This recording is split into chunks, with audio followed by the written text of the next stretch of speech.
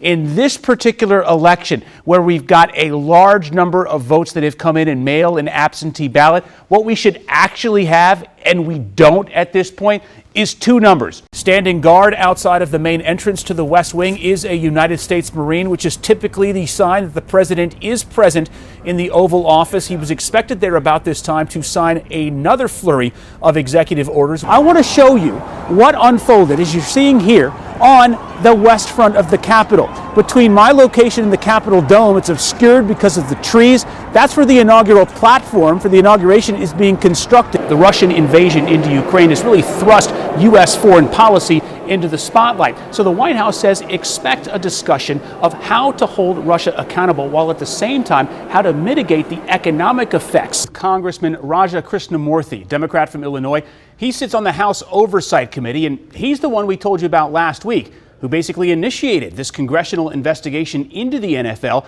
by asking the league to turn over documents and information related to its investigation of the Washington football team. What's happening here in the halls of Congress in the Longworth House Office Building is symptomatic of what's happening in neighborhoods across America, right? An arms race, a Christmas battle. Along K Street, normally the street for power brokers and lobbyists trading martini lunches, instead a militarized zone tonight, every single block filled with National Guard members with semi-automatic rifles. I'm going to see if I can get a word real quick.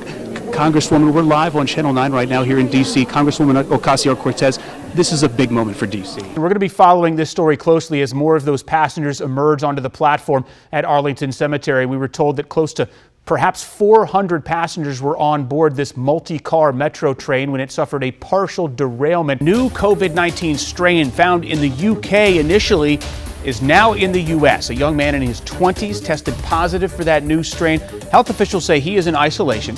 They also say he didn't do any traveling to Europe. We are live outside the center field gates of Nats Park, where there is this euphoric energy that has just enveloped the city. People coming out, restrictions being lifted here at Nats Park. You no longer need to wear a mask if you're fully vaccinated inside of the park. So we wanted to know, is the VA putting employees' health at risk over fears productivity might suffer if they work remotely?